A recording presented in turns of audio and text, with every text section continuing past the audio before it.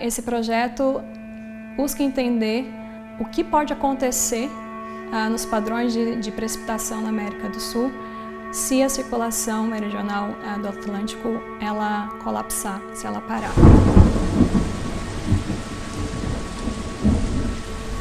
E a CRMA, a Célula de Revolvimento Meridional do Atlântico, ela é importante por vários motivos. Primeiro que quem controla o clima mesmo na Terra, a gente dá muita importância para a atmosfera porque a gente está na atmosfera, mas o grande controle do clima está no oceano. Quando a gente estuda o clima, a gente tem que entender que o clima ele tem vários compartimentos que são determinantes para o funcionamento dele.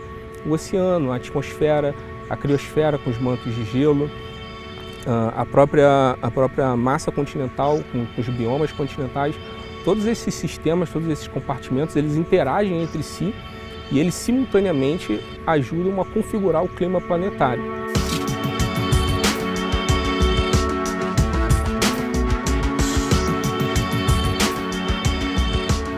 Então, assim, como o oceano é uma parte muito importante do estudo dessas variabilidades, como é que a gente pode recuperar, então, essas informações climáticas que estão preservadas nos oceanos?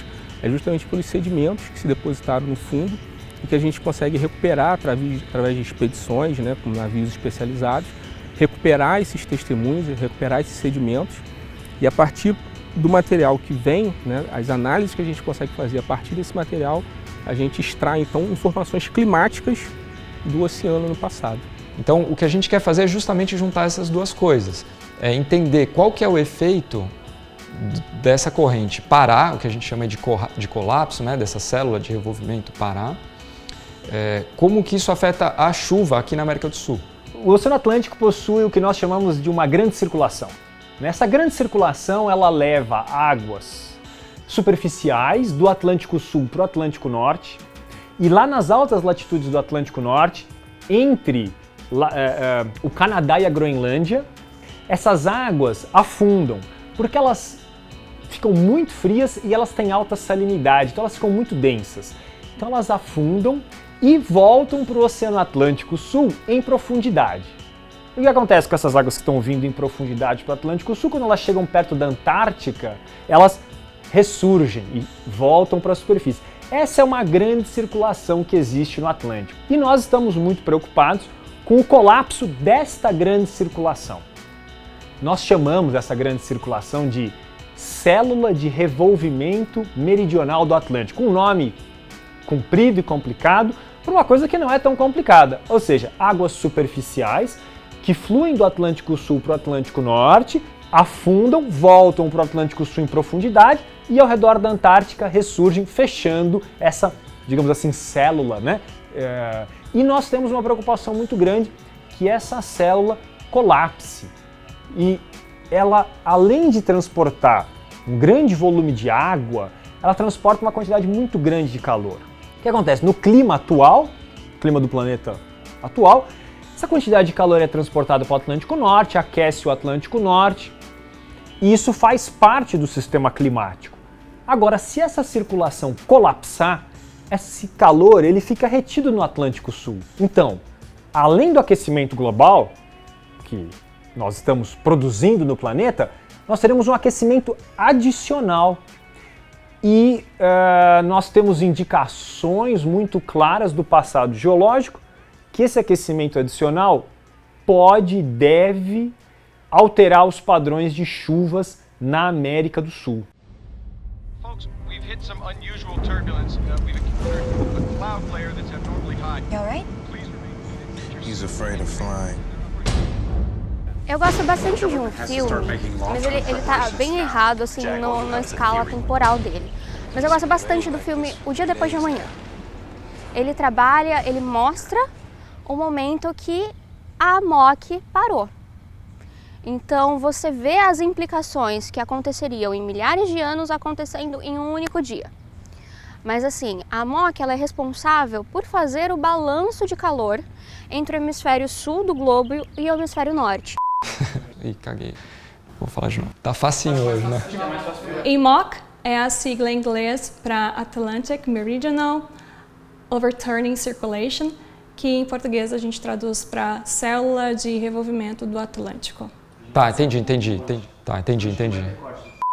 O que está ocorrendo é uma destruição de espécies animais e vegetais sem precedentes. O planeta está mais quente do que nunca. Colapso do meio ambiente. Consequência do aquecimento global. A gente, né, a sociedade como um todo, né, ela vê nos noticiários, ela vê na grande mídia sempre esse assunto sobre mudanças climáticas, né?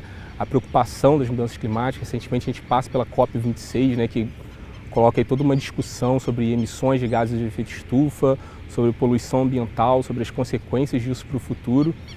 E só que, no entanto, assim, quando a gente fala sobre mudança climática, né, quando a gente fala sobre mudança de alguma coisa na nossa vida, por exemplo, a gente tem um referencial, né? A gente está num estado, né, que é ali o nosso comparativo, e a gente vai para um outro estado, né? E aí a gente sabe que a gente mudou alguma coisa num sistema, né? Quando a gente atua pensa sobre mudança climática, a gente tem que se perguntar qual o referencial exatamente que a gente considera para falar que o clima do planeta está mudando de um ponto para o outro, assim, 2000, 1950, 1900, qual é esse referencial temporal para você falar que dali para frente o clima está mudando, né? Então essa é uma questão que ela não tem uma resposta óbvia. Na verdade, existe hoje uma série de proposições, uma série de estudos que defendem que um determinado marco temporal serviria para falar que, ó, daqui para frente existe uma influência inequívoca da ação do homem sobre o clima do planeta. Só que como não existe claramente qual é esse marco hoje, uma das formas que a gente tem para estabelecer esse marco é justamente pesquisar o passado geológico das mudanças climáticas, né? Porque a Terra, ela é um sistema dinâmico, assim, o clima da Terra ele flutua por si. Existem fatores, existem características do planeta que fazem o clima dele se alterar, né, passar por determinados ciclos ou variações, a depender da configuração dos continentes, a distribuição das massas continentais, né? Então, se a gente olha no passado geológico um pouco mais recente, aí eu digo ali mais ou menos de 1 milhão, 2 milhões de anos para cá, o que a gente tem é um planeta que oscila entre períodos glaciais e períodos interglaciais. Naturalmente, isso sem influência do homem. Ok. No entanto, essa oscilação entre glaciação e interglaciação, ela tem um determinado limite para acontecer. Ela acontece dentro de um envelope muito bem determinado. Então, assim, se você for considerar para os últimos quase 1 milhão de anos, que a gente tem dados muito robustos da concentração de gás carbônico na atmosfera para esse período, a gente sabe que nos períodos interglaciais a Terra atinge ali 280 partes por milhão de dióxido de carbono na atmosfera. E quando você vai para o máximo de uma glaciação, esse dióxido de carbono ele desce e ele chega ali a limites de 180, 160 partes por milhão. No entanto, a gente está hoje num período quente, num interglacial, aonde que nessa última parte desse interglacial, nos últimos 150, 200 anos, essa concentração de CO2 na atmosfera ela atinge 400, 450 partes por milhão. Então, assim, perceba que a gente passa por vários interglaciais, onde a concentração de dióxido de carbono nunca ultrapassou 300 partes por milhão. E justamente agora, no interglacial, com a sociedade moderna, com o homem, né, com o seu desenvolvimento econômico, social, justamente agora a gente ultrapassa 400. Não, é muita coincidência, não pode ser só coincidência. Então, quando a gente olha pela perspectiva paleoclimática, que a gente consegue referenciar de fato, a gente ganha um referencial robusto para falar assim, olha, isso daqui é muito diferente do que aconteceu para os últimos 2 milhões de anos. Pô, então vamos explorar então o passado para a gente entender qual é esse envelope natural de variabilidade e estabelecer para onde é que está acontecendo hoje. Né? Vamos usar o paleoclima como esse referencial.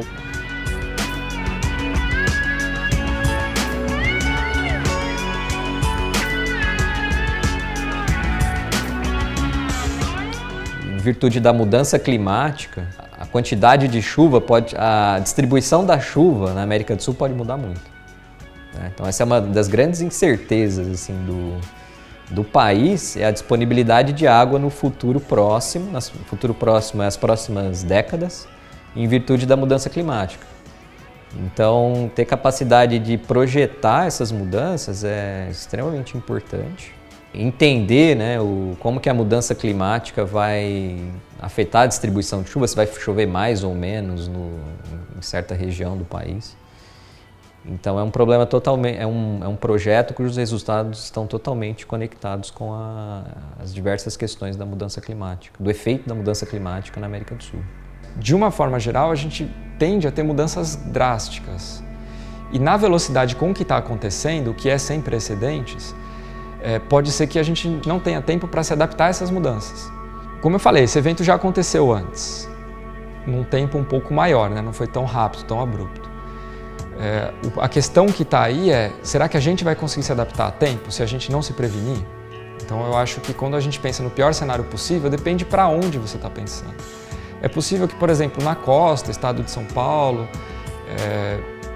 a gente não tenha mudanças tão significativas no volume de chuva, mas talvez na distribuição de chuva. A gente pode começar a ter eventos mais extremos, ressacas, eventos de precipitação elevada de uma vez, né, com enchentes. Então, é justamente isso que a gente quer saber. Para cada região do Brasil, qual vai ser a resposta da chuva em função dessa mudança no oceano?